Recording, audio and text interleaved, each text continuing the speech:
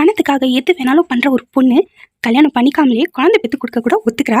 நல்லா சந்தோஷமாக வாழ்ந்துட்டு இருக்கிற 2 புருஷன் பொண்டாட்டி நடுவில் இவ போயிட்டு என்ன ஆர்ப்பாட்டம் பண்ணுறான் அப்படின்ற இந்த சோரி சோரி சுக்கே சுக்கே அப்படின்ற சூப்பர் டூப்பர் ஹிட் படம் தான் அவங்களுக்காக கொண்டு வந்திருக்கிற செம்ம ஃபீல் குட் மூவி. இது பார்க்கலாமா? ஃபர்ஸ்ட் சீன்லேயே ஒரு பெரிய பங்களோ காட்டுறாங்க. கோடீஸ்வரங்க அவங்கள இன்டர்வியூ எடுக்க வந்திருக்காங்க. அப்போ அந்த தாத்தா என்ன சொல்கிறாருன்னா, என் ஃபேமிலி ரொம்ப பெரிய ஃபேமிலி, என்கிட்ட எல்லாமே இருக்குது. ஆனால் எனக்கு ஒரே ஒரு ஆசை தான், என் பேரனுக்கு கல்யாணம் ஆகி அவனுக்கு ஒரு குழந்தை பிறக்கணும், அதை நான் தூக்கி கொஞ்சணும், இதுதான் என்னோட கடைசி ஆசை அப்படின்னு சொல்கிறாரு. ஆனால் அவன் கல்யாணமே வேணான்னு சொல்கிறான். இப்போதைக்கும் ஃப்ரெண்டு கல்யாணத்துக்கு போயிருக்கிறான், வந்ததுக்கப்புறம் பேசிக்கலாம் அப்படின்றப்போ நம்ம படத்தோட ஹீரோ ராஜா காட்டுறாங்க. இவன் அது எல்லா பொண்ணுங்கிட்டே பேசிட்டு இருக்கான். ஆனால் அந்த பொண்ணுங்களெல்லாம் அவனுக்கு இன்ட்ரெஸ்ட் இல்லை. அங்கே வந்திருக்கிற பிரியா அப்படின்ற ஒரு பொண்ணை பார்த்த உடனே எனக்கு ரொம்பவே பிடிச்சி போகுது. ஸோ போய் பேசலாம் அப்படின்னு சொல்லி நெருங்குறப்போ கரெக்டாக அந்த பொண்ணு கையில் ஒருத்தர் வந்து, இந்தாங்க பாப்பா ரொம்ப சதாய்க்கிறா அப்படின்னு கொடுத்த உடனே, ஐயோ இவ பாப்பா வேறு இருக்கா இவளுக்கு அப்படின்னு சொல்லிட்டு பேச வந்தவன் அப்படியே எதுவுமே பேசாமல் ஷாக்கிங்கில் அப்படியே ரிட்டர்ன் போயிடுறான். அந்த பொண்ணு என்னாச்சு அப்படின்னா, இல்லை ஒன்றும் இல்லை, உங்கள் குழந்தை உங்களை மாதிரியே இருக்குது அப்படின்னு சொல்கிறான். ஆமாம் ஆமாம் எல்லாருமே அப்படி தான் சொல்கிறாங்க அப்படின்னு சொல்லிட்டு கொஞ்ச நேரத்தில் அவன் போன உடனே அந்த குழந்தைய தூக்கி அவங்க அண்ணி கிட்ட கொடுத்துட்டு, அந்த பைத்தியக்காரன் இந்த குழந்தை எந்த நினைச்சிட்டு இருக்கிறான் அப்படின்னு சொல்லிட்டு கலாய்ச்சி நிற்கிறாங்க. இங்கே வந்த உடனே தாத்தா பயங்கரமாக ராஜா வந்து பிளாக்மெயில் பண்ணுறாரு. நீ கல்யாணம் பண்ணிக்கணும், நான் சீக்கிரமாக போயிடுவேன், என் ஆசை அப்படியே இருந்துடும் அப்படின்னு சொன்னால் அவனு சரின்னு சொல்லி பொண்ணு பார்க்க ஒத்துக்கிறான். யார் அப்படின்னு பார்த்தா பிரியாவை தான் பொண்ணு பார்க்க வந்திருக்கிறான். ஆனால் அவனுக்கு வந்து பிரியாவுக்கு தான் ஆல்ரெடி கல்யாணமே குழந்தை இருக்கு இல்லையா? ஸோ இவங்களை தான் பொண்ணா நினச்சிக்கிட்டு, ஐயோ இவங்களை தான் எனக்காக பார்த்துருக்காங்களா, ஏன் இவங்க எல்லாருக்கும் என்ன ஆச்சு, வேற பொண்ணே கிடைக்கலையா அப்படின்ற மாதிரி அவன் மூஞ்சி வச்சுக்கிட்டு இருக்கிறான். எல்லாருக்கிட்டையும் கேட்குறான், இந்த பொண்ணு பிடிச்சிருக்கா அப்படின்னா தாத்தாக்கா என்னடா குறை, நிலா மாதிரி இருக்கா அந்த பொண்ணு அப்படின்னா, என்னது நிலா மாதிரியா, உங்களுக்கு அப்படி தான் தெரியுதானா, ஆமாண்டா என்னடா குறை அதுக்கு பாரு அந்த பொண்ணு மூஞ்சி அப்படின்னு சொல்லி எல்லாருமே சொல்லி, அதாவது அவங்க எல்லாருமே பிரியாவை பார்த்து தான் சொல்கிறாங்க, அவங்க அண்ணியை பார்த்து தான் சொல்கிறாங்க அப்படின்னு சொல்லிட்டு அவன் மூஞ்சி தூக்கி வச்சுட்டு இருக்கிறா. இதெல்லாம் யார் சமைச்சது இது அது எல்லாமே கேட்க அவங்க அண்ணி சொல்கிறாங்க, பிரியா தான் சமைச்சா அப்படின்னு. எதுக்கு சம்மந்தமே இல்லாமல் பிரியா பற்றி பேசுகிறாங்க அப்படின்னு பார்க்குறப்போ அப்போ தான் உனக்கு புரியுது இவன் பார்க்க வந்தது பிரியாவை தான், அதான் அவங்க அண்ணி அது அவங்க குழந்தை அப்படின்னு சொல்லி பார்த்து அந்த பொண்ணு கிண்டல் பண்ணுற எப்படி ஏமாந்தியா அப்படின்னு சொல்லி. அதே டைமில் 2 பேருக்கும் ரொம்ப ரொம்ப பிடிச்சி போகுது. என்ன ராஜ்க்கு ஆல்ரெடி பிடிச்சி போனது தானே. ஸோ இப்போ அவங்க 2 பேருக்கும் ரொம்ப கிராண்டான கல்யாணம் நடக்குது. என்னடா எடுத்தவொடனே எந்த ஒரு பிரச்சனையும் இல்லாமல் நல்லபடியாக கல்யாணம் நடக்குது அப்படின்னு பார்த்தா அதுதாங்க இதுக்கப்புறம் தான் ட்விஸ்ட் எல்லாமே வரும். கல்யாணம் ஆயிடுச்சு, ரொம்ப நாள் ஆயிடுச்சு. இப்போ பிரியா வந்து ப்ரெக்னென்ட்டாக இருக்கிறா. அவங்க தாத்தாவோட ஆசை நிறைவேறிச்சு, குதிக்கிறாரு, சந்தோஷப்படுறாரு. ஸோ எல்லாமே காசு சுற்றி போடுறாரு, கொண்டாடுறாரு, ஃபேமிலியை கொண்டாடுறாங்க. சரி 9 மாதம் கிட்ட நெருங்கிடுச்சு. இப்போது ஈவினிங் டைமில் எல்லாரும் கிரிக்கெட் விளையாட்டு இருக்கிறாங்க. இவ்வளோ உட்காந்து பார்த்துட்டு இருக்கிறா. சும்மா பார்த்துட்டு இருக்காம பால் பிடிக்கலாம் அப்படின்னு சொல்லி ஏஞ்சியா ஓடுறா பாருங்க. அப்படியே அந்த படியிலேருந்து கால் ஸ்லிப் ஆகிட்டு அப்படியே விழுந்துடுறா. எல்லாரும் பார்க்குறாங்க, யாராலையும் எதுவுமே பண்ண முடியல. சீக்கிரமாக என்ன பண்ணுறாங்கன்னா ஹாஸ்பிட்டலுக்கு கூப்பிட்டுன்னு போகிறாங்க. ஆனால் ஹாஸ்பிட்டலில் வந்து ரொம்ப ஒரு பேட் நியூஸ் தராங்க, என்னென்னா குழந்தை இறந்துருச்சு அப்படின்னு சொல்லி. ஸோ இவர் தான் டாக்டர் அங்கிள், இவங்க தான் வந்து ஃபேமிலி டாக்டர் அண்ட் தாத்தாவோட ஃப்ரெண்டு கூட. ஸோ எல்லாமே பேசிட்டு சரி பொண்ணு எப்படி இருக்கிறான்னா அப்படியா ஓகே எதுவுமே பிரச்சனை இல்லை அப்படின்னு உடனே சரின்னு போய் பார்த்துட்டு வராங்க. அப்புறம் டாக்டர் அங்கிள் கூப்பிட்டு என்ன சொல்கிறாருன்னா, இதுக்கப்புறம் வந்து குழந்தை அவளால் பெற்றுக்க முடியாது, கர்ப்பப்பையை வந்து நம்ம எடுக்க வேண்டியதாக போச்சு, எந்த ஒரு ட்ரீட்மெண்ட்டும் இதுக்கப்புறம் செல்லாது அப்படின்னு உடனே அவன் மனசே உடஞ்சி போகுது. ஆனால் தயவு செஞ்சு தாத்தாக்கு மட்டும் தெரியாமல் பார்த்துக்கோ, தாத்தா வந்து ஹார்ட் பேஷண்ட் தெரிஞ்சால் தாங்க மாட்டார் அப்படின்னு சொல்லி ஆறுதல் சொல்கிறாரு. இவங்க இங்கே பேசிகிட்டே இருக்கிறப்போ பின்னாடியே வந்து பிரியா இது எல்லாமே கேட்டுடுறா. அப்படியே கேட்டு உடஞ்சி போயிடுறா. ஏன்னா அந்த குடும்பத்துக்கு இருந்த அந்த ஆசையே அதுதான் குழந்தை பிறக்கணும் அப்படின்னு சொல்லி, இதுக்கப்புறம் இவங்களுக்கு குழந்தைய பிறக்காது அப்படின்னு உடஞ்சி போயிடுறா. சரின்னு வீட்டுக்கு போகிறாங்க. இவங்க எதுவுமே யார்கிட்டையும் சொல்லலை. எல்லாரும் என்ன சொல்கிறாங்கன்னா, கவலைப்படாதம்மா, இந்த மாதிரி நடந்துருச்சு, அது மறந்துடு, ஆனால் சீக்கிரமாகவே 1 வருஷத்துக்குள்ளேயே வந்து கடவுள் வந்து மறுபடியும் உனக்கு ஒரு குழந்தை கொடுப்பாரு அப்படின்னு சொல்லி சொல்கிறாங்க. ஆனால் பிரியாவுக்கும் ராஜ்க்கும் மட்டும்தான் தெரியும். ராஜ் என்ன சொல்கிறான்னா, கவலைப்படாத, நம்ம அழகான ஒரு குழந்தைய தத்தெடுத்துக்கிட்டா இதை விட ஒரு நல்ல சொல்யூஷன் கிடைக்காது, நம்ம சந்தோஷமாக இருக்கலாம் நம்ம ஃபேமிலி அப்படின்னு சொல்லி. பிரியாவுக்கு இதில் இஷ்டம் இல்லை, ஆனாலும் வேறு வழி இல்லை இல்லையா. சரி சைலண்ட்டாக இருக்கிறா. காலையில் தாத்தாக்கு டீ குடிக்கிறதுக்கு போகிறா. அவர் தாத்தா என்ன சொல்கிறான்னா, நான் கனவு கண்டேன், ராஜ் மாதிரியே குழந்தை என் கையில் இருந்துச்சு, ராஜோட குழந்தை எல்லாமே ராஜ் மாதிரியே பண்ணிட்டு இருந்துச்சு அப்படின்னு சொல்ல அவளுக்கு கஷ்டமாயிடுது. அப்போ போய் சொல்கிறேன், இங்கே பாரு ராஜ், நான் உனக்கு கேட்டால் தருவேன்னா என்னன்னா, தாத்தாக்கு வந்து ரொம்ப ஆசை இருக்குது, உன் குழந்தை தான் அவருக்கு வேணும் அப்படின்னு சொல்லி நம்ம தத்து எடுக்கிறதெல்லாம் வேணாம், நீ பேசாமல் இன்னொரு கல்யாணம் பண்ணிக்கோ அப்படின்னா, லூஸ் மாதிரி பேசாத, நான் உன்னை ரொம்ப லவ் பண்ணுறேன், நான் வேறு பொண்ணெல்லாம் கல்யாணம் பண்ணிக்க மாட்டேன் அப்படின்னு சொல்ல பிரியா புரிய வைக்க ட்ரை பண்ணுறேன். இங்கே பாரு ராஜ், குறை என்கிட்ட தான் இருக்குது, உன்கிட்ட கிடையாது, தாத்தாக்கும் உன் குழந்தை தான் வேணும், நீயே புரிஞ்சிக்க மாட்டேன்ற, நீ புரிஞ்சிக்கோ, கல்யாணம் பண்ணிக்கோ, கண்டிப்பாக வந்து இந்த குழந்தை வந்துருச்சுன்னா எல்லாமே சால்வ் ஆகிடும் அப்படின்னா, என்ன நடந்தாலும் நான் உன்னெல்லாம் நான் விடவே மாட்டேன் அப்படின்னு சொல்ல பிரியாவுக்கு ஒன்றும் புரியல. தான் புருஷன் தமிழ் இவ்வளோ பாசம் வச்சிருக்கான்னு சொல்லி சந்தோஷப்படுவாளா, இல்லை தாத்தாவோட ஆசையை கெட்டு போவோமே அப்படின்னு சொல்லி அவள் ஃபீல் பண்ணுவாளா தெரியல. திடீர்னு ஒரு நாள் என்ன பண்ணுறா, கால் பண்ணி கூப்பிட்றா, இங்கே பாரு ஒரு ஆர்டிக்கல் நான் படித்தேன் அப்படின்னா, என்ன அதுன்னா இந்த மாதிரி டெஸ்ட் பேபியா அப்படின்னு சொல்லி அவன் கேட்குறான். இல்லை அந்த மாதிரிலாம் வேணாம், தாத்தாக்கும் உன் குழந்தை தானே வேணும் அப்படின்னு சொல்லி. பின் என்ன தான் நீ சொல்ல வர அப்படின்றப்போ, நீ வந்து அந்த பொண்ணு கூட இருந்தேன்னா அதுக்கப்புறம் அந்த குழந்தை பிறக்கும் இல்லையா, அந்த குழந்தைய நாம எடுத்துக்கலாம், நாம அப்பா அம்மாவாக இருக்கலாம், அதுக்கு பதிலாக நம்ம நிறைய காசு கொடுத்துடலாம், நம்ம என்ன வேணாலும் அந்த பொண்ணுக்காக பண்ணிடலாம் அப்படின்னா, இந்த மாதிரிலாம் பேசாதே, அந்த மாதிரி பண்ணணும்னா நான் 2வது கல்யாணமே பண்ணியிருப்பேனே அப்படின்னா, இங்கே பாரு ராஜ், நம்மளோட பிரச்சனை நீ புரிஞ்சுதான் ஆகணும், நீ கண்டிப்பா அந்த மாதிரி ஒரு பொண்ணு இருப்பா, அவளை நீ அப்ரோச் பண்ணு அப்படின்னு சொல்லி. ஆனால் ராஜ் இதுக்கெல்லாம் ஒத்துக்கிற மாதிரி இல்லை, இதெல்லாம் பைத்தியக்காரத்தனம் அப்படின்னு சொல்லி சொல்கிறான். ஆனால் ரியலாகவே இப்போ இது எல்லா விஷயத்துக்கும் வந்து தடை பண்ணிட்டாங்க. மேபி இது பழைய படம்ன்றதால அந்த டைமில் இதெல்லாம் ரூல்ஸ் இருந்திருக்கலாம். ஓகே, நம்ம வந்து படத்துக்குள்ளே வரலாம். நீ என்ன நினைக்கிற பிரியா, அந்த மாதிரி பொண்ணு ஈஸியாக கிடைச்சிருவாங்க அப்படின்னு நினைக்கிறேன்னா, கண்டிப்பாக கிடைப்பாங்க ராஜ், நீ ட்ரை பண்ணி பாரு, நான் சொல்கிறது ப்ளீஸ் கேட்டு பாரு, எனக்காக இது நீ கண்டிப்பாக பண்ணு, நம்ம 2 பேரோட லைஃப் வந்து சந்தோஷமாக மாறுறதுக்கு இதுதான் ஒரு வழி அப்படின்னு சொல்லி ஒரு தப்பான ஒரு டிசிஷன் எடுக்கிறான். அதுக்கப்புறம் ஆஃபீஸில் போகிறான். ஆஃபீஸில் போயிட்டு ஆஃபீஸில் வேலை செய்கிற ஒரு லேடி கிட்ட கேட்குறான், இந்த மாதிரி வந்து ஒரு ப்ராப்ளம் இருக்குது என் ஃப்ரெண்டுக்கு அப்படின்னு சொல்லி. என்னன்னா அவனுக்கு வந்து குழந்தை வேணும்னா ஐயோ கல்யாணம் மட்டும் பண்ணிக்க சொல்லு, நான் வந்து கிரிக்கெட் டீமே ரெடி பண்ணுறேன் அப்படின்னு இவ சொல்கிறா. ஆனால் அவன் சொல்கிறான் இல்லை கல்யாணம் எல்லாம் பண்ணிக்க மாட்டான், ஆல்ரெடி வந்து கல்யாணம் ஆனவன், குழந்தை மட்டும்தான் வேணும் அப்படின்னோடனே டேய் உன் ஃப்ரெண்டுக்கு என்னடா பிரச்சனை, என்ன நினச்சின்னு இருக்கிற, இல்லை என்ன பார்த்தா உனக்கு எப்படி தெரியுது, நீ வந்து ஓனராக இருந்தால் என்ன வேணாலும் பேசுவியா, இங்கே பாரு கல்யாணம் ஆனால் மட்டும்தான் குழந்தை பெற்று நான் இந்த மாதிரி எல்லாம் வந்து முட்டாள்தனமான உன் ஃப்ரெண்டு சொல்கிறான் அப்படிலாம் வந்து என்கிட்ட நீ அப்ரோச் பண்ணாதே, அவ்வளோதான் இல்லைனா அப்படின்னு சொல்லி அந்த லேடி மிரட்டிட்டு போயிடுறாங்க. என்ன பண்ண முடியும் இவனால், ஏன்னா இவன் கேட்குற வார்த்தை அந்த மாதிரி யாராக இருந்தாலும் கோவப்படுவாங்க தான் இல்லையா. ஸோ அவனுக்கு புரியுது. நைட் டைமில் வந்து போயின்னு இருக்கிறான், யாரும் லிஃப்ட் கேட்குறாங்க ஒரு அம்மா. அவனும் வண்டியில் ஏற்றிக்கிறான். லிஃப்ட் கொடுத்தானே அப்படின்னு பார்த்தா கொஞ்சம் தூரம் போன உடனே வண்டியை நிப்பாட்டிட்டு அவங்க ராஜ்கிட்ட தப்பு நடந்துக்க ட்ரை பண்ணுறாங்க. அவன் என்ன சொல்கிறான், ஐயோ இங்கே பாருங்க எனக்கு ஆல்ரெடி கல்யாணம் ஆயிடுச்சு, நான் அந்த மாதிரி ஆள் எல்லாம் கிடையாது, நீங்கள் அப்படியே பண்ணணும்னா எனக்கு ஹெல்ப் என்ன பண்ணுங்க, ஒரு வருஷத்துக்காக ஒரு பொண்ணு எனக்கு வேணும்னா நீ பார்க்குறதுக்கு சாதுவாக இருக்கிற இந்த மாதிரிலாம் பேசுகிற என்ன நீ அப்படின்னு சொல்லி, இல்லை என் ஃப்ரெண்டுக்கு இந்த மாதிரி ஒரு பிரச்சனை இருக்குது, அதாவது குழந்தை வேணும் அப்படின்னு சொன்ன உடனே உன் ஃப்ரெண்டு இல்லை உன் பிரச்சனை தானே, புரியுது சரி, எனக்கு வந்து ஆல்ரெடி 2 குழந்தைங்க இருக்கிறாங்க, நான் அவங்கள பார்த்துக்கணும், ஸோ என்னால் எல்லாம் வர முடியாது, இதுக்காக ஒரு பொண்ணு இருக்கிறா மதுபாலா அவள் பேர், நான் சொல்கிறேன் அந்த இடத்துக்கு நீ போய் பாரு, கண்டிப்பாக அவன் உனக்கு ஹெல்ப் பண்ணுவா அப்படின்னோடனே காசு தரான். இல்லைப்பா வேணாம் அப்படின்னா, இல்லை வச்சுக்கோங்க உங்கள் குழந்தைங்களுக்காகனா, நான் வேண்டிக்கிறேன் நீ நினைக்கிறது வந்து சீக்கிரமாக நடக்கணும் அப்படின்னு சொல்லிட்டு அவங்களும் வந்து ஆசீர்வாதம் கொடுத்துட்டு அந்த இடத்துல இருந்து போயிடுறாங்க. அவங்க சொன்ன இடத்துக்கு இவன் வந்து பார்க்குறான், ஒரு பார்ல வந்து ஒரு பொண்ணு டான்ஸ் பண்ணிட்டு இருக்கிறா, இவ தான் வந்து மதுபாலா, ஸோ மது அப்படின்னு சொல்லலாம். இவகிட்ட தான் வந்து அந்த விஷயத்தை அப்ரோச் பண்ண சொல்கிறாங்க. இவளுக்கு வந்து யாருமே கிடையாது, இவளை பொறுத்த வரைக்கும் காசு மட்டும்தான் எல்லாமே. ஸோ லோக்கலான ஒரு பொண்ணு அப்படின்னு தான் இந்த படத்தில். ஸோ டான்ஸ் பண்ணிகிட்டே இருக்கிறா. அவங்ககிட்ட போய் வந்து ட்ரை பண்ணுற பேசுறதுக்கு. இங்கே வந்து ஒரே கலாட்டா இருக்குது, ஸோ அதனால் இங்கெல்லாம் பேச முடியாது, நம்ம வந்து வெளியே போய் பேசலாம் அப்படின்னு சொல்லி அவங்க டிசைட் பண்ணுறாங்க. ராஜ் தான் பெரிய கோடீஸ்வரன் இல்லையா, ஸோ அவனுக்கு ஏற்ற மாதிரி ஒரு பெரிய 5 ஸ்டார் ஹோட்டலுக்கு கூப்பிட்டுன்னு போகிறான். அங்கே போனவொன்னே அவன் என்ன சொல்கிறான், எதுக்கு இங்கெல்லாம் கூப்பிட்டுன்னு வந்தேன், நான் சொல்கிற இடத்துக்கு கூப்பிட்டுன்னு போ, காசெல்லாம் கம்மி செலவாகும், இங்கெல்லாம் நிறையா வாங்குவாங்க அப்படின்னு சொன்னால், இல்லை என்னோட ரூம் இங்கே தான் இருக்குது அப்படின்னா, ஓ நல்ல பணக்காரம் போல இருக்கு நீ அப்படின்னு சொல்லி உள்ளே வந்து பார்க்குறான். ரூமை பார்த்தோன்னே அப்படியே அசந்துடுறான், வா செம்மையாக இருக்கே, அதெல்லாம் இந்த மாதிரி பெரிய ரூம் நான் பார்த்ததே இல்லை அப்படின்னு சொல்லி ஒரே சந்தோஷம். பார்த்துட்டு டிவி கூட இருக்கா அந்த ரூம்லன்னா, டிவி பார்க்குறியா அப்படின்ன உடனே ஆமாம் சரி ரிமோட் இருக்கிறா, இது நான் இது செல்ஃபோன் ஆனால் இல்லை இது ரிமோட் இது அப்படின்னா, இது என்ன பண்ணும், இது ப்ளே பண்ணால் வந்து படம் வரும் டிவியில் அப்படின்னோடனே அப்படியே சந்தோஷத்தில் பிடிங்கிக்கிட்டு ஓடி போய் உக்காந்துட்டு கார்ட்டூன் போட்டு விடுறான்.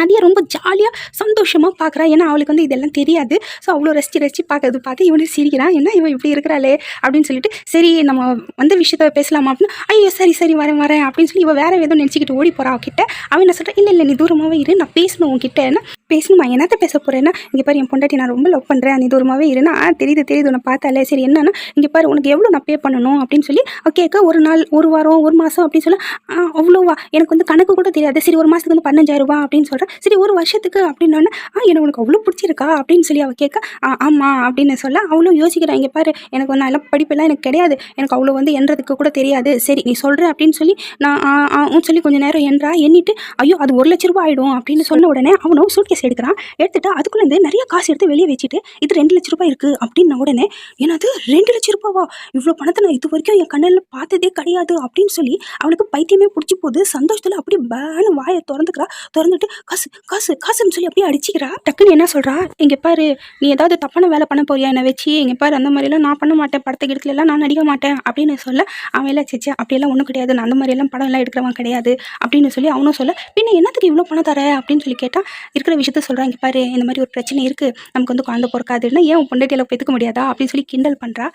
ஆமாம் அவளுக்கு வந்து பிரச்சனையாக இருக்குது, அதனால நமக்கு குழந்தை வேணும், அது நீ உன் மூலியமாக கிடைச்சிச்சின்னா அதுக்கு பதிலாக நான் எவ்வளோ வேணாலும் பணம் தரதுக்கு ரெடியாக இருக்கிறேன், 3 லட்சம் 4 லட்சம் 5 லட்சம் 10 லட்சம் அப்படின்னோடனே, என்னது 10 லட்சமா, 10 அவள் வாயிலே வரல, அவ்வளோவா தருவேன் அப்படின்னா கண்டிப்பாக நான் தரேன் அப்படின்னு சொன்ன உடனே அவளுக்கு தாங்கவே முடியல, நம்பவே முடியல. வெறும் ஒரு குழந்தை கொடுத்தா நீ எனக்கு 10 லட்ச ரூபாய் தருவியா, நீ உண்மையாக சொல்கிறியா, நீ பைத்தியம் கீத்தம் இல்லையே அப்படின்னா, இல்லை உண்மையாக தான் சொல்கிறேன் அப்படின்னா, 10 லட்ச ரூபாய்க்காக நான் என்ன வேணாலும் பண்ணுவேனே, இது ஒரு விஷயமே கிடையாது, சரி நீ என்னை ஏமாற்றி விட்டுட்டேன்னா அப்படின்னா, இல்லை உனக்கு எவ்வளோ பணம் வேணுமோ சொல்லி இப்போவே நான் தரேன் அப்படின்னா, இல்லை நீ நல்ல பையனாக தான் இருக்கிற, நான் உன்னை நம்புகிறேன், அதெல்லாம் பிரச்சனை கிடையாது, ஆனால் என்னால் நம்பவே முடியல, இத்தனை நாள் வந்து நான் என் வயிற்றுக்காக நான் சம்பாதிச்சிட்டு இருந்தேன், இதுக்கப்புறம் இந்த வயிறு எனக்காக சம்பாதிச்சு கொடுக்குமா, இது எவ்வளோ பெரிய விஷயம், சரி அதுக்காக நான் ரெடி, ஆனால் கண்டிப்பாக குழந்தை கொடுத்தா நீ எனக்கு காசு கொடுத்தணும் அவ்வளோதானே, ஏன்னா ஆமாம் இந்த பிரச்சனை இல்லைன்னா எந்த பிரச்சனையும் இல்லை, 10 லட்ச ரூபாய் எனக்கு கிடைக்க போகுது அப்படின்னு சொல்லி குதிக்கிறா.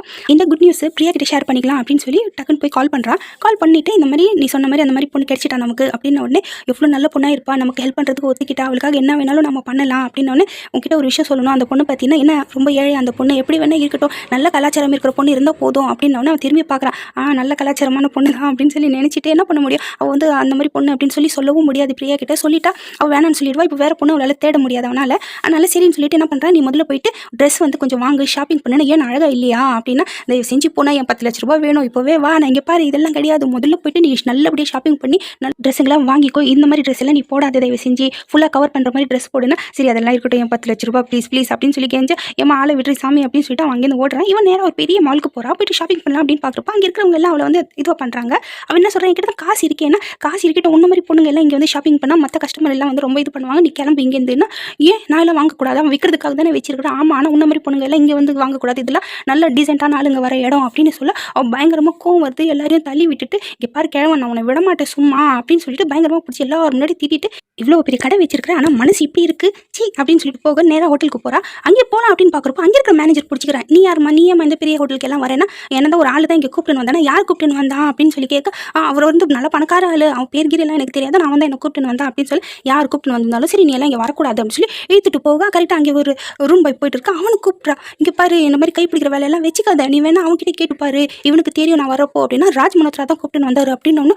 ஓ ராஜ் மனோத்ராவா, ஐயோ சாரி மேடம் எனக்கு தெரியாது, அவ்வளோ பெரிய ஆள் கூட நீங்கள் வந்தீங்க அப்படின்னு சொல்லி அப்படின்னோடனே, ஓ யாரோட பேர் ராஜ் மனோத்ராவா, சரி சரி அப்படின்னு சொல்லி, மன்னிச்சுங்க மேடம் எதுவுமே கம்ப்ளைண்ட் பண்ணிடாதீங்கன்னா, யோ போயா அப்படின்னு சொல்லிட்டு ராஜ் பிஸ்னஸ் மீட்டிங்கில் இருக்கிறான். நேராக அங்கே தான் வரான். வந்துட்டு கூப்பிட்றா, சார் சார் அப்படின்னு சொல்லி கூப்பிட எல்லாரும் திரும்பி பார்க்குறாங்க, யார் இந்த பொண்ணு அப்படின்னு சொல்லி பார்த்தாக்கா அவனும் பார்க்குறான், என்ன இவ இந்த இடத்துக்கு வந்திருக்கிறாளே அப்படின்னு சொல்லி, என்ன ஆச்சு அப்படின்னா, இங்கே வா சார் இங்கே வா சார் அப்படின்னு சொல்ல பக்கத்தில் இருக்கிற ஃப்ரெண்டும் இது எல்லாமே நோட் பண்ணுறான். ஆனால் அவளை பார்த்தாலே தெரியுது அவன் வேறு மாதிரி பொண்ணு அப்படின்னு சொல்லி, ஸோ சைலண்ட்டாக அவன் பார்த்து நிற்கிறான். என்ன ஆச்சுன்னா, அவன் வந்து அந்த கிழமை என்னை திட்டி துரத்தி விட்டுட்டான் கடையிலேருந்து பேன்னு அழுகுறா. சரி கத்தாமல் சொல்லி என்னதான் ஆச்சுன்னா, இந்த மாதிரி என்னை வந்து துரத்தி விட்டாங்க, நான் எல்லாம் இங்கே வாங்கக்கூடாதா, என்னை அசிங்கப்படுத்திட்டான் அவன் அப்படின்னா, சரி சரி நீ இப்போ உள்ளே போ, நீ வந்து சாப்பாடு ஆர்டர் பண்ணு ரூமில் நான் வரணும், நான் இங்கே தான் சாப்பிடுவேன், இங்கெல்லாம் சாப்பிடக்கூடாது போமா அப்படின்னு சொல்லிட்டு இங்கே வந்து மறுபடியும் மீட்டிங் கண்டினியூ பண்ண அவன் ஃப்ரெண்டு அஜய் என்ன கேட்குறான்னா, தெரியுது அந்த பொண்ணு யாருன்னு சொல்லி அந்த மாதிரின்னு சொல்லி, ஓகே நீ தான் கூப்பிட்டுன்னு வந்தியா அப்படின்னு தான், வேலை செய்கிற பொண்ணுனா எல்லாருமே இங்கே வேலை செய்கிறவங்க தான் அப்படின்னு சொல்லிட்டு அவன் இதுவாக பேசிட்டு வந்துடுறான். வந்துட்டு என்ன தான் ஆச்சு, என்ன தான் பிரச்சனைனா அவன் அழுதுகிட்டே சொல்கிறான், இந்த மாதிரி என்ன வந்து அங்கெல்லாம் நான் ஷாப்பிங் பண்ணுறதுக்கு தகுதி இல்லை அப்படின்னு சொல்லிட்டு அந்த கிழமை அப்படின்னோடனே, சரி அழுவாது நீ முதல்ல அழுவது நிப்பாட்டிட்டு என்ன தான் நடந்துச்சு எந்த கடை அப்படின்னு சொல்லி நான் அங்கே கூப்பிட்டுன்னு போகிறேன்னா, நான் எல்லாம் அங்கே வரமாட்டேன், மறுபடியும் நான் அசிங்கப்படுத்தி விடுவான் அப்படின்னா நான் பார்த்துக்கிறேன் அதெல்லாம் வா அப்படின்னு சொல்லி அப்படியே மூக்கு சிந்துறா. அவன் என்ன சொல்கிற, சிச்சி இப்படியெல்லாம் பண்ணக்கூடாதுன்னு சொல்லி கட்சி எடுத்து கொடுக்குறா. அதுலேயும் சிந்தி அவள் கையிலே கொடுக்க, சரி எந்த வா நீ போகலாம் அப்படின்னா, நான் வரமாட்டேன் அப்படின்னா, ரொம்ப மரியாதையாக மேடம் அப்படின்ற மாதிரி கூப்பிட்டா அப்படியே மறுபடியும் அழுகுறா. இப்போ ஏன் அழுகுறேன்னா, என்னை இவ்வளோ மரியாதை இது வரைக்கும் யாருமே கூப்பிட்டதே இல்லை, சரி வா நம்ம அங்கேயே போகலாம் கடைக்கு அப்படின்னு சொல்லி கை கொடுக்குறா. சரி நான் அவனும் கூப்பிட்டுன்னு போகிறான். நேராக அங்கே போன உடனே யார் நீ அப்படின்னு சொல்லி கேட்க, அவன் சொல்கிறான், மறுபடியும் நீ எதுக்குமா வந்து அந்த கிழவன் சொன்ன உடனே நான் என் கூட தான் வந்திருக்கிறேன், நீ யாருன்னா நான் ராஜ் மனோத்ரா அப்படின்னு ஒன்று. ஓ நீங்களா ராஜ் மனோத்ரா சார், நீங்களும் இங்கே கடைக்கு வந்திருக்கீங்க ஷாப்பிங் பண்ணுறதுக்கு, வாங்க சார் அப்படின்னு சொல்ல, நான் ஷாப்பிங் பண்ணல இவங்க தான் ஷாப்பிங் பண்ணுவாங்கன்னு சொல்லி மதுவை விடுறாங்க. மது போயிட்டு ரொம்ப ஜூஸ் குடிக்கிறா, எல்லாமே பார்க்குறான், ஆனால் எதுவுமே பிடிக்கல அப்படின்னு சொல்கிற மாதிரி ரொம்ப திமிராக நடந்துக்கிறான். அந்த கிழவனை தான் எல்லாமே அட்டென்ட் பண்ண சொல்கிறாங்க, அவர் தான் எல்லாமே அட்டென்ட் பண்ணுறாரு. ஆனால் எல்லாம் பார்த்த உடனே எனக்கு எதுவுமே பிடிக்கல அப்படின்னோடனே ராஜ் என்ன சொல்கிறேன்னா, இந்த கடையை நான் வாங்கலாம் தான் வந்தேன், ஆனால் மேடம்க்கு பிடிக்கல, அதனால நான் போகிறேன், இந்த மாதிரி டீசெண்டாக நடந்துக்குங்க, தப்பாக யார்கிட்ட நடந்துக்காதீங்கன்னு சொல்லிட்டு போக, இங்கே ஸ்மோக் பண்ண திட்டுறான், அதெல்லாம் பண்ணக்கூடாது, ஒரு தப்பான விஷயம், ஹெல்த்துக்கு ரொம்ப பாதிப்பு, பண்ணவும் கூடாதுன்னு அட்வைஸ் பண்ணி நான் எப்படி இருக்கணும்னு சொல்கிறேனோ அதுதான் நீ இதுக்கப்புறம் ஃபாலோ பண்ணணும் அப்படின்னு சொல்லிட்டு, எப்படி சாப்பிடணும், எப்படி டீசெண்டாக நடந்துக்கணும், டேபிள் மேனஸ் இது எல்லாமே கம்ப்ளீட்டாக வந்து ட்ரைன் பண்ணுறான். பார்லருக்கு கூப்பிட்டு போய் கம்ப்ளீட்டாக மேக் ஓவரும் பண்ணிடுறான். மேக் ஓவர் பண்ணிவிட்டு எப்படி பிரியாவை ஃபஸ்ட் டைம் பார்த்த உடனே பேசணும் அது எல்லாமே வந்து சொல்லிக் கொடுக்குறான். அதாவது ஒரு பொண்ணுக்கு தான் இன்னொரு பொண்ணோட கஷ்டம் புரியும் அப்படின்னு சொல்லி, சரி நம்ம எப்போ பிரியாவை மேடமை பார்க்கலாம்னா, நம்ம வந்து நாளைக்கு ஃபாரினுக்கு போகிறோம், அங்கே தான் வந்து நம்ம போய் மீட் பண்ண போகிறோம் பிரியாவை அப்படின்னு சொல்லி, ஸோ எல்லாருமே வந்து சென்ட் ஆஃப் பண்ண வந்திருக்காங்க. ராஜும் பிரியாவும் வந்து ஒரு பிஸ்னஸ் வேலையாக போகிற மாதிரி, ஆனால் டாக்டர் அங்களுக்கு மட்டும் எல்லா விஷயமும் தெரியும். இப்போ இவங்க போயிட்டு ஃபாரினில் அங்கேயே 1 இயர் இருந்துட்டு அங்கேயே ப்ரெக்னென்ட் ஆகி அங்கேயே குழந்தை பிறந்து எடுத்துகிட்டு வர மாதிரி இவங்களோட பிளான், அதாவது இவங்க குழந்தையா. ஸோ அங்கே பார்க்க எங்கே எல்லாரும் போன உடனே மது எங்கே அப்படின்னு சொல்லி கேட்டால், மது நல்லா டீசெண்டான லுக்கில் வரா. ஸோ பார்த்த உடனே பிரியாவுக்கு வந்து ரொம்ப சந்தோஷமாக இருக்குது, சரி நம்ம குழந்தை பெற்று கொடுக்குறவோ நல்ல டீசெண்டான பொண்ணாக இருக்கிறா அப்படின்னு சொல்லி அவங்க ஊரில் வந்து நல்லபடியாக பேசிக்கிறாங்க. மது வந்து மேடம் மேடம் அப்படின்னு சொல்லிட்டு, ஒரு பொண்ணோட கஷ்டம் ஒரு பொண்ணுக்கு தான் மேடம் புரியும், அதனால தான் வந்து நான் ஹெல்ப் பண்ணுறதுக்கு ஒத்துக்கிட்டேன் அப்படின்னு சொல்லி ரொம்ப சாதுவாக அவளும் பேசி, பிரியாவுக்கும் வந்து அந்த பொண்ணு ரொம்ப பிடிச்சிருக்கு. அப்படி 3 பேரும் ஃபாரினுக்கு வந்துடுறாங்க. அந்த டைமில் பிரியாவோட அண்ணனும் வந்துடுறான். உங்கள் ஃபேமிலிக்கு தான் நான் ஃபோன் பண்ணேன், நீங்கள் வந்து இங்கே வந்திருக்கீங்க அப்படின்னு சொல்லி தெரிஞ்சிச்சு, நெக்ஸ்ட் வீக் வந்து எங்கள் வீட்டில் ஃபங்க்ஷன், அதுக்கு கூட தான் நான் வந்தேன் அப்படின்னு சொல்ல, அவங்கள சரின்னு சொல்லி பேசிட்டு ஏர்போர்ட்லேருந்து அப்படியே வீட்டுக்கு வந்துடுறாங்க. இதுதான் வந்து ராஜோட வீடு, இந்த ஃபாரினில் இருக்கிற வீடு. ஸோ இங்கே தான் நாங்கள் தங்க போகிறோம் அப்படின்னோடனே அவள் வந்து மது இவ்வளோ பெரிய வீடு, எனக்கு பைத்தியம் பிடிச்சி பார்த்து அப்படின்னு சொல்லி அவர் ரியல் எப்படி பேசுவாலும் அப்படி பேச பிரியாவுக்கு புரிஞ்சு போது, இது வந்து கொஞ்சம் லோக்கலான பொண்ணு தான் அப்படின்னு சொல்லி சொல்லி ஸோ ட்ரெயின் கொடுத்து தான் வந்து இந்த மாதிரி நல்லா கொஞ்சம் இங்கிலீஷ்லாம் பேச ட்ரை பண்ணி வச்சிருக்காங்கன்னு சொல்லி மாஸ்டர் நீங்கள் தான் சொல்லி கொடுத்தீங்களா எல்லாமே அப்படின்னு சொல்லி ராஜ்கிட்ட கேட்க ராஜ் அப்படியே மூஞ்சி திருப்பிட்டு ட்ரை பண்ணேன் ஆனால் எல்லாம் சொதப்பிடுச்சு அப்படின்னு சொல்ல பிரியா சிரிச்சிடுறா. சரி பரவாயில்ல நீ சொன்ன வரைக்கும் ஓகே, இதுக்கப்புறம் வந்து நான் சொல்லி கொடுத்துக்கிறேன், அவளுக்கு எந்த பிரச்சனையும் கிடையாது, ஆனால் நல்ல பொண்ணு தான் எனக்கு பிடிச்சிருக்கு அப்படின்னு சொல்லி பிரியா சொல்ல 2 பேரும் சிரிச்சுக்கிட்டு உள்ளே போகிறாங்க. அங்கே போய்ட்டு மேடம் இங்கே பாருங்க மேடம் கோட் மாட்டிக்கிச்சு அப்படின்னு பிரியா நான் சொல்கிறேன், இங்கே பாரு இங்கே யாரும் மேடம் சார் எல்லாம் கிடையாது, நீ வந்து பிரியாவே கூப்பிடு அப்படின்னு சொல்கிறாங்க. அப்புறம் அவங்க ஷாப்பிங்க்கு வராங்க. ஷாப்பிங் வந்த உடனே நியூஸ் போயின்னு இருக்குது, இப்போ வந்து எது புயல் வரப்போகுது அப்படின்னு சொன்ன உடனே பிரியா அங்கேயே இருக்கிற மாதிரி பிளான் பண்ணிக்கிறா. அங்கே சர்ச்சில் இருக்கிறா. ஒரு மதுவை மட்டும் அமுச்சு வச்சிடறா வீட்டுக்கு. ராஜ் கேட்குறாங்க இப்படி பண்ணேன்னா நீங்கள் 2 பேர் தனியாக இருந்தால் தான் நம்ம லைஃப்பில் இருக்கிற தனிமை போவோம், அதுக்காக தான் புரிஞ்சிக்கோ அப்படின்னு சொல்லி அட்வைஸ் பண்ணேன். சரின்னு சொல்லி அவனும் வேறு வழியே இல்லை. கொஞ்சோண்டு வந்து இவன் மது தான் எல்லா வேலை பண்ணுவா இல்லையா, ஸோ அவன் வந்து கொஞ்சம் ட்ரிங்க் பண்ணிட்டு இருப்பா. அது வந்து இவனுக்கு ஊற்றி கொடுத்துடுவா. ஸோ அவங்க 2 பேர் ட்ரிங்க் பண்ணி அவங்க 2 பேர் அன்றைக்கி வந்து ஒன்றா இருப்பாங்க. பிரியா வந்து அங்கே சர்ச்லேயே இருப்பா. காலையில் வந்த உடனே அப்படியே ஹக் பண்ணிப்பா. ஓகே இதுக்கப்புறம் வந்து நம்ம பிரச்சனை சால்வ் ஆகிடும் அப்படின்னு சொல்லி அவளுக்கு மனசு கஷ்டமாக இருக்குது. ஆனாலும் இப்போ வேறு வழி இல்லை. ஸோ கொஞ்சம் மாதம் ஆயிடுச்சு, ப்ரெக்னென்ட் ஆகிருக்கிறா அப்படின்ன உடனே ராஜ் என்ன சொல்கிறான், பிரியாவை பார்த்து நீ அம்மா ஆக போகிற அப்படின்ன உடனே டாக்டர் ஷாக் ஆகிடுறாங்க. என்னது அவள் அம்மா ஆக போகிறாளா அப்படின்னு சொல்லி இந்த சைட் திரும்பி பார்த்து மது ஏன் 10 லட்சம் அப்படின்னு சொல்கிறேன். 10 லட்சமா என்னடா நடக்குது இங்கே டாக்டருக்கு ஒன்றும் புரியல. ஸோ வீட்டில் ஃபோன் பண்ணி தாத்தா கிட்ட குட் நியூஸ் சொல்லிடுறாங்க, இந்த மாதிரி ப்ரெக்னென்ட் ஆகிருக்கிறா அப்படின்னு சொல்லி. எல்லாருக்கும் மறுபடியும் ரொம்ப ரொம்ப சந்தோஷம். திரும்பி வாங்கினா இல்லை டாக்டர் வந்து ட்ராவல் பண்ணக்கூடாதுன்னு சொல்லிட்டாங்க, இங்கே இருக்கணும்னு சொல்லிட்டாங்கன்னா என்ன இருந்தாலும் பரவாயில்ல நீங்கள் எங்கே வேணால் இருங்க, குழந்தையும் பிரியாவும் பத்திரமா இருக்கணும் அப்படின்னு சொல்லி தாத்தா ஃபேமிலி எல்லாரும் சொல்லிடுறாங்க. இப்போ எல்லாரும் சேர்ந்து அதாவது ராஜும் பிரியாவும் சேர்ந்து மதுவை ரொம்ப நல்லா பார்த்துக்க ஆரம்பிக்கிறாங்க. ஸோ நல்லபடியாக குழந்தை பிறக்கணும் அப்படின்னு சொல்லி அவளை எப்படி சாப்பிட வைக்கணும், சந்தோஷமாக வச்சுக்கணும்னு சொல்லி ஒரு ஃபேமிலியாக ஆகிட்டாங்க. 3 பேரும் அவ்வளோ அன்பாக ரொம்ப சந்தோஷமாக இருக்கிறாங்க. மதுவும் ராஜும் பிரியாவோட லவ் பார்த்து ரசிக்கிறா. நல்லா இருக்கே அப்படின்னு சொல்லி அவ்வளோ வந்து இமிடேட் பண்ணி பார்க்குறா. மதுக்கு வந்து நிறைய மரியாதை கொடுக்குறாங்க. ஏதோ பிஸ்னஸ் ஓப்பன் பண்ணுறாங்க, அதை வந்து மதுவை வச்சு தான் பண்ணுறாங்க. ஸோ அதெல்லாம் அவளுக்கு ரொம்ப சந்தோஷமாக இருக்குது. அப்போ வந்து அஜய் அந்த இடத்துல இருந்து யோசிச்சு பார்க்குறா, எந்த பொண்ணு நான் எங்கேயோ பார்த்துருக்கேன், ஓ இவ தானே அது அப்படின்னு சொல்லிட்டு, ஓ நீ அப்படி தானே சரி வா அப்படின்னு சொல்லி நானும் உனக்கு நிறைய பணம் தரேன் அப்படின்னோடனே யார் சொன்னாங்க உனக்கு அப்படின்னோடனே ராஜன் நானும் ரொம்ப க்ளோஸ் ஃப்ரெண்ட், அவன் எதுவும் என்கிட்ட மறைக்க மாட்டான் அப்படின்னோடனே அவளுக்கு மனசே உடஞ்சி போகுது. ஸோ இவ்வளோ மரியாதை கொடுத்தா இப்போ இப்படி பேசிட்டானே ஃப்ரெண்டு கிட்டே அப்படின்னு சொல்லிட்டு அங்கேருந்து அழுதுகிட்டே போன உடனே ராஜ் பின்னாடியே வந்து கேட்குறேன், என்ன மது ஆச்சு, ஏன் வந்து நீ அங்கேருந்து வந்துட்டேன்னா நான் இதுக்கப்புறம் இங்கே இருக்க மாட்டேன், நான் இங்கேருந்து போயிடுறேன், அவங்க ஃப்ரெண்டு கிட்ட எல்லாம் நீ எவ்வளோ அசிங்கப்படுத்தி வச்சிருக்கிற அப்படின்னு சொல்லி இருக்கிற விஷயம் அவள் சொல்ல இது எல்லாமே பிரியா கேட்டுறா. ஸோ மது எங்கேருந்து வந்தா எந்த மாதிரி பொண்ணுன்னு சொல்லி எல்லாமே அவளுக்கு தெரிஞ்சு போகுது. ஆனாலும் அவள் சைலண்டாக தான் இருக்கிறா. மது என்ன சொல்கிறா, கொஞ்சம் நேரத்தில் அப்படியே வானத்தில் உட்கார வச்சுட்டு அடுத்த செகண்டே கீழே தள்ளி விட்டுட்டு நான் இவ்வளோ அசிங்கப்படுத்திட்டேன் நான் போகிறேன் அப்படின்னு சொல்லிட்டு அங்கேருந்து அழுதுட்டு எல்லாம் பேக் பண்ணிக்கிட்டு கிளம்புறா. அந்த டைமில் கரெக்டாக பிரியாவும் அந்த இடத்துக்கு வந்துட்டு தடுக்கிறா. என்னாச்சு அப்படின்னா ஒன்றும் இல்லை என்னை டான்ஸ் பண்ண வேணாம்னு சொல்லிட்டாங்க அப்படின்னு சொல்லி அப்படியே பேச்சு மாற்ற பிரியாவும் சரி போ அப்படின்னு சொல்லி அங்கேருந்து அனுப்பிச்சி விட்டுறா சமாதானம் படுத்தி. இப்போ ராஜ் என்ன நினைக்கிறான்னா இந்த டைமில் கண்டிப்பாக வந்து பிரியாக்கு எல்லா விஷயமும் தெரியணும் அப்படின்னு சொல்லிட்டு சொல்ல வர பிரியா நான் சொல்கிறேன், நான் எல்லாமே கேட்டுட்டேன், ஆனால் நீ நல்லதான் என்கிட்ட மறைச்சது, அப்போ வேணால் நான் அவளை வந்து ஏற்றுக்கிட்டு இருந்திருக்க மாட்டேன், ஆனால் இப்போ எனக்கு மதுவை விட நல்ல பொண்ணு யாருமே இல்லை அப்படின்னு சொல்லி தோணுது அப்படின்னு சொல்ல. அதுக்கப்புறம் அடுத்த நாள் மறுபடியும் போய் ராஜ் வந்து சமாதானப்படுத்துறான். புரிஞ்சுக்கும் நான் சத்தியமாக அந்த மாதிரியெல்லாம் சொல்லலை அப்படின்னு. ஆனால் அதெல்லாம் கேட்குற ஐடியா இல்லை. இப்போ ராஜும் பிரியாவும் வெளியே போயிருக்காங்க. இப்போ அவன் ஃப்ரெண்ட் அஜய் அந்த வீட்டுக்கு வந்துடுறான். வந்துட்டு அவன் ராஜ் வீட்டில் இல்லைன்னா தெரியும், பிரியாவும் ஃபங்க்ஷனுக்கு போயிருக்கிறான், ராஜா ஆஃபீஸில் இருக்கிறான், லேட்டாக தான் வருவான்னு சொல்லி நான் உன்னை பார்க்க தான் வந்தேன், நாங்கள் 2 பேர் தனியாக மீட் பண்ணலாம் அப்படின்னு சொல்லணும். அதெல்லாம் பிடிக்கல, மது அடிச்சிடுறா. எவ்வளோ திமிர் இருந்தால் ஏன் மேலேயே கையை வைப்பேன் அப்படின்னு சொல்லிட்டு பயங்கர கோவம் வந்துடுது அவனுக்கு. கோவம் வந்துட்டு அவ கூட வந்து தப்பாக நடந்துக்க ட்ரை பண்ணா. கரெக்டாக அந்த டைமில் ராஜ் வந்துடுறான். வந்துட்டு பயங்கரமாக பிடிச்சிட்டு அடிக்கிறான். அடிச்சுட்டு எவ்வளோ திமிர் இருந்தால் இந்த மாதிரிலாம் நடந்துட்டு இருப்பேன், அந்த மாதிரி பொண்ணுக்காக போய் என் மேலே கை வைக்கிறியா, 500 கோடி போயிடும்னா எத்தனை கோடி போனாலும் சரி, என் உலகத்தில் இருக்கிற மொத்த சொத்து போனாலும் சரி, நான் அவளுக்காக எல்லாத்தையுமே இழக்க ரெடியாக இருக்கிறேன், ஆனால் நீ அவளை அந்த மாதிரி அசிங்கமாக பேசினா அவ்வளோதான், என் குழந்தையோட அம்மா அவ யாரை நினச்சி நீ தப்பாக நடந்துக்க வந்த அப்படின்னு சொல்லி அடிக்க. இதெல்லாம் கேட்ட மது அப்படியே இதாகிடுறேன்னா அவளுக்காக யாருமே இது வரைக்கும் பேசியிருக்க மாட்டாங்க, அவ்வளோ மரியாதை கொடுத்துருக்க மாட்டாங்க. ஸோ நெக்ஸ்ட் அவளுக்கு வந்து ட்ரீட்மெண்ட் பண்ணி தூங்க வைக்கிறான். இது எல்லாமே கேட்ட மதுக்கு பார்த்த மதுக்கு இப்போ ராஜுக்காக காதல் உருவாகுது மனசுக்குள்ளே. இத்தனை நாள் அவள் குழந்தைக்காக மட்டும்தான் அந்த வீட்டில் இருந்தால் இப்போ ராஜுக்காக வந்து லவ் வந்துடுச்சு. கொஞ்ச நாள் பார்த்தா ஒரு 8 மாதம் ஆயிடுச்சு. எல்லாருமே வந்து ஃபேமிலியை வந்து வெளிநாட்டுக்கு வந்துட்டாங்க பிரியாவையும் ராஜையும் பார்க்க. நம்மளால இருக்க முடியல பார்க்காம அப்படின்னு சொல்லி பிரியா என்ன பண்ணுறா, தலைகாணி வச்சுக்கிட்டு இவ தான் ப்ரெக்னென்ட்டாக இருக்கிற மாதிரி அவங்க முன்னாடி எல்லாம் வந்து நடிக்கிறா. அந்த இடத்துல மதுவையும் அவங்க பார்த்துடுறாங்க. இவ யாரு அப்படின்னு சொல்லி இவனும் ப்ரெக்னென்ட்டாக இருக்கிறா இல்லையா. ஸோ அந்த டைமில் ராஜ் என்ன சொல்கிறான்னா, என் ஃப்ரெண்டோட வைஃப் இவ, என் ஃப்ரெண்ட் வந்து வேலைன்னு சொல்லி அதிகமாக வெளியே இருப்பான், ஸோ இந்த நிலைமையில் தனியாக இருக்கக்கூடாதுன்னு சொல்லி நம்ம தான் கூட வச்சுக்கிட்டோம் அப்படின்னு ரொம்ப நல்ல வேலை பண்ணிங்க அப்படின்னு சொல்கிறாங்க. எல்லாருமே மதுவை வந்து ரொம்ப அன்பாக ரொம்ப பாசமாக பார்த்துக்கிறாங்க, தம் பெத்த பொண்ணு மாதிரி பார்த்துக்கிறாங்க. இது எல்லாமே மதுக்கு ரொம்ப புதுசாகவும் இருக்குது, எல்லாம் பிடிச்சும் இருக்குது. இப்படி ஒரு ஃபேமிலி இருக்கா அப்படின்னு சொல்லி அடுத்ததான் வந்து வளகாப்புக்கு வந்து ரெடி பண்ணுறாங்க. இந்தியாவுக்கு திரும்பி வந்துடுறாங்க எல்லாருமே. வந்துட்டு வளகாப்பு பண்ணுறப்போ இதெல்லாம் நகை ட்ரெஸ் இதெல்லாம் கொடுக்குறாங்க. ஸோ மது பார்க்குறா சூப்பராக இருக்குது, சரி நான் ரெடி பண்ணி பிரியாவை கூப்பிட்டுன்னு வரேன் அப்படின்னோடனே அவங்க மாமியார் என்ன சொல்கிறாங்கன்னா, இல்லைம்மா நான் வந்து உனக்கும் வளகாப்பு பண்ணணும்னு நினச்சேன், ஆனால் என்ன சொல்லிட்டாங்கன்னா 2 ப்ரெக்னென்ட் லேடி ஒரே இடத்துல இருக்கக்கூடாது அப்படின்னு சொல்லிட்டாங்க, அதனால் பிரியா மட்டும்தான் இப்போதைக்கு வரணும், நீ வராதே அப்படின்னு சொல்லி அந்த வளகாப்பு எதுக்காக நடத்துகிறாங்க, அந்த குழந்தைக்கு எத்தனை பேர் ஆசீர்வாதம் கொடுப்பாங்க, அதனால அந்த குழந்தையும் அம்மாவும் எவ்வளோ நல்லா இருப்பாங்க அப்படின்னு சொல்லி இது எல்லாமே சொல்ல மதுக்கு இது ரொம்ப சூப்பராக இருக்குது கேட்குறதுக்கு. பிரியாவுக்கு ரொம்ப கஷ்டமாக இருக்குது. அப்படி இருக்கிறப்போ நான் எப்படி அந்த இடத்துல போகணும், உண்மையான குழந்தைக்கு தான் அந்த ஆசீர்வாதம் கிடைக்கணும் அப்படின்னு சொல்லிட்டு மது வந்து எல்லா ட்ரெஸ்ஸை போட்டு ரெடி பண்ணிடுறா. தாலி போடலையே அப்படின்னு சொல்லி கழட்ட ராஜ் என்ன பண்ணுறா, குடு குடு நான் எடுத்துன்னு போய் போடுறேன்னு சொல்லி தாலியும் கட்டி விட்டுறா. இது மதுக்கு ரொம்ப சந்தோஷமாக இருக்குது. அவளுக்கு என்ன சொல்லணுன்னே தெரியல. அதுக்கப்புறம் ஃபேஸை மறைச்சி கொண்டு போய் அந்த இடத்துல உட்கார வைக்கிறாங்க. நிறைய ஆசீர்வாதம் கொடுக்குறாங்க. தாத்தா பேர், அப்பா பேர், குழந்தை இது எல்லாருமே சொல்லிட்டு கடைசியாக அந்த குழந்தையோட அம்மா பேருன்னு பிரியான்னு சொன்னோன்னா அவளுக்கு கஷ்டமாக இருக்குது. பிரியா கிடையாது, அந்த குழந்தைக்கு நான் தானே அம்மா, எதுக்கு பிரியான்னு சொல்கிறாங்க இவங்க அப்படின்னு சொல்லி அவளுக்கு மனசு ரொம்ப கஷ்டமாகுது. நைட்டுக்கு பார்த்தா வீட்டில் காணோம். பார்த்தா ரயில்வே ஸ்டேஷனில் உட்காந்து நிற்கிறா. பிரியா தேடி ஓடி வரா. என்ன ஆச்சுன்னா, இல்லை நான் வந்து என் குழந்தைய நான் கொடுக்க மாட்டேன். இந்த குழந்தையோட அம்மா பேர் வந்து பிரியா கிடையாது, மது. நான் தான் அந்த குழந்தையோட அம்மா. நான் வந்து கொடுக்க மாட்டேன். ப்ளீஸ் என்னை விட்டுடு. உன் காசு கீசு எனக்கு எதுவுமே வேணாம் அப்படின்னா, இங்கே பாரு நீ சின்ன வயசு, உனக்கு எந்த பிரச்சனையும் இல்லை. நீ எத்தனை குழந்தை வேணாலும் பெற்றுக்கலாம், கல்யாணம் பண்ணிக்கலாம். ஆனால் எனக்கு அப்படி கிடையாது. எனக்கு இந்த குழந்தை தான் எல்லாமே. தயவு செஞ்சு என்னை ஏமாற்றிடாத. இந்த குழந்தைய எனக்கு கொடுத்துடு. அதுக்கு பதில் நான் என்ன வேணாலும் தரேன் அப்படின்னா, என்ன வேணாலும் தருவியா? சரி அப்படின்னா உன் புருஷனை எனக்கு தரியா அப்படின்னு சொல்லி கேட்ட உடனே பிரியா பயங்கரமாக கோவப்படுறா. என்னது புருஷனை தரணுமா அப்படின்னு சொல்லி படான்னு ஒன்று வச்சுட்டு, இது தகுதி நீ காமிச்சிட்ட இல்லையா அப்படின்னு உடனே, உன் புருஷனை கேட்ட உடனே என் தகுதி எனக்கு நீ காமிச்சிட்ட. நீ ஒரு அம்மா கிட்டே இந்த குழந்தை கேட்குறியே, அப்போ எனக்கு எப்படி இருக்கும்?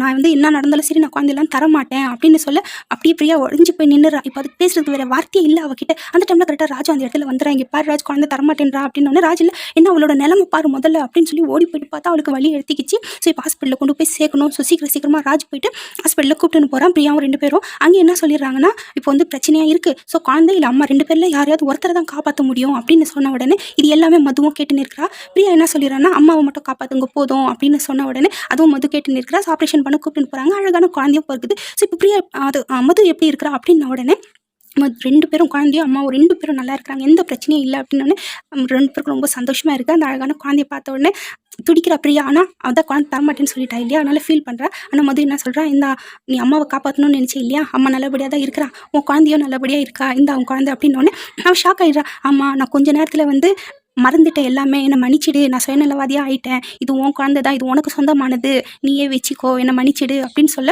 அவள் அப்படியே கட்டி பிடிச்சிட்டு அந்த குழந்தைய ஃபீல் பண்ணி அப்படியே அழுறா. அடுத்த சீன்லேயே எல்லாருமே வந்துடுறாங்க, சந்தோஷப்படுறாங்க குழந்தைய பார்த்து.